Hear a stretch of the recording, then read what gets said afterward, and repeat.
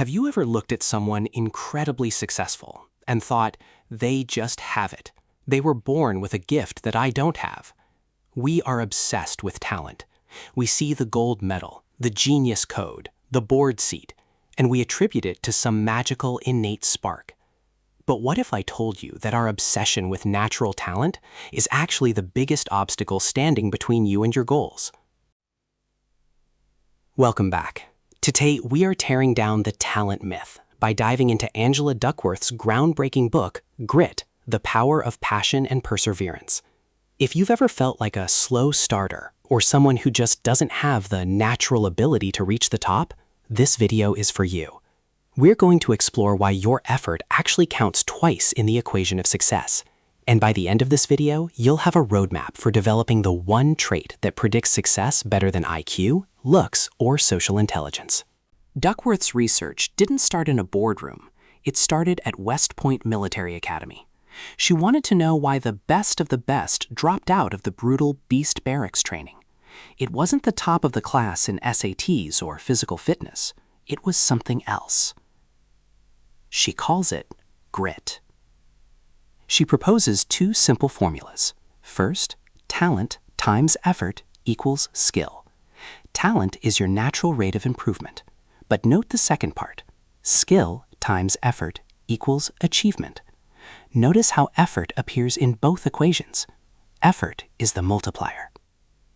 When you over-index on talent, you often ignore the grinding, unglamorous work required to turn that potential into reality. We see the finished masterpiece, but we ignore the thousands of hours of drafts that came before. If you stay to the end of this series, I'll show you how to apply this effort-first mindset to your own life. But first, we have to talk about what grit actually feels like. So, what is grit? It's not just working hard. It's the intersection of two things: passion and perseverance. Passion isn't just an aha moment of sudden inspiration. It's consistency over time. It's waking up for years, not just weeks, and caring about the same North Star. Then there's perseverance. This is the ability to face a setback, a rejection, or a failure, and keep moving forward. Most people quit when the newness wears off. The gritty person? They're just getting started. Are you a sprinter or a marathon runner? In the comments below, let me know, what is one goal you've been chasing for more than a year? Let's keep each other accountable. You might be thinking, but I don't know what my passion is. That is perfectly normal. Duckworth argues that interest isn't something you find under a rock. It's something you develop. It starts with curiosity. You play with ideas. You try things. You discard what doesn't fit. You deepen what does.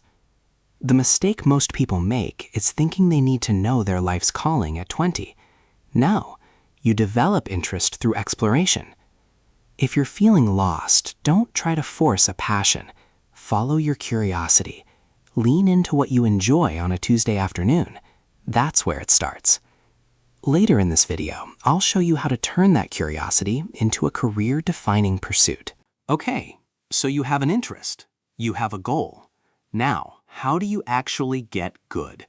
It's not just practice makes perfect. It's deliberate practice. Most of us engage in easy practice. We do what we're already good at. That feels nice, but it doesn't grow your skills. Deliberate practice is different. It's identifying your weakest point, setting a stretch goal, and focusing on it with intense concentration. It's often frustrating. It feels like failing, but that failure, that's where the growth is.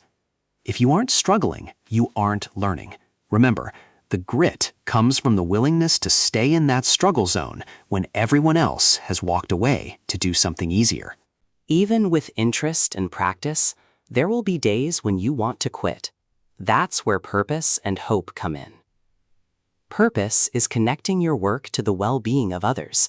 When your goal is bigger than just being successful, when it helps your family, your community, or the world, your resilience skyrockets. And hope? Hope in the context of grit isn't a wish, it's a growth mindset. It's the belief that you have the agency to change your future. When you hit a wall, you don't say, "I can't do this." You say, I can't do this yet. If you're enjoying this deep dive, now is the perfect time to subscribe and turn on notifications. We are building a community of people who value growth over comfort, and I want you to be a part of it. Finally, how do we build grit in our lives and the lives of those around us? Duckworth suggests the hard thing rule. In her family, everyone has to do a hard thing, something that requires daily, deliberate practice. You can quit, but you can't quit on a bad day. You have to wait until the season is over. This teaches you that you can survive the struggle and come out the other side. If you are a parent, a coach, or a leader, the best thing you can do is create a culture that rewards effort, not just talent. Celebrate the attempt, the adjustment, and the persistence. Success isn't about being the smartest person in the room. It's about being the person who is still standing when everyone else has left. You have the potential to achieve incredible things, but it requires you to show up day after day with passion and perseverance. If you found value in this breakdown of grit, please like this video and share it with one person who needs a dose of motivation today. Don't forget to subscribe and hit the bell icon to join our growth community. What's one thing you're going to do differently this week to lean into your own grit? Let me know in the comments. I read every one of them. Thanks for watching, and I'll see you in the next one.